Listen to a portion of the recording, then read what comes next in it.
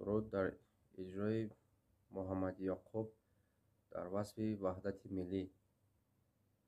تاجیکستان هم وطن هم باغ و بوستانی من است، پایتختی وارثانی عالی سامانی من است.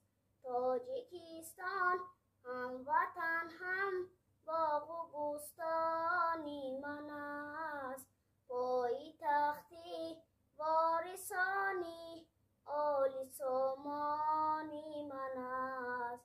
صلح کشور خواهشی او اینی آگاهی من است، وحدت ملت شعاری تاجیکستانی من است، وحدت ملت شعاری تاجیکستانی من است.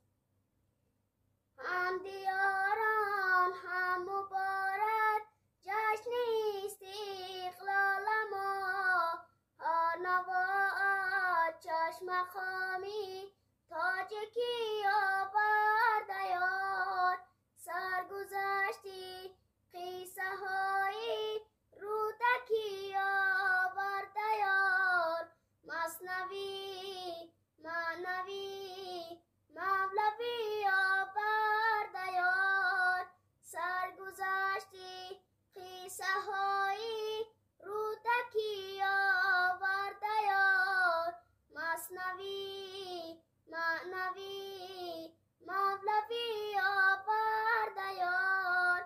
تاجیکستان هم وطن هم باغ و بوستانی من است، پایتختی وارثانی عالی سامانی من است.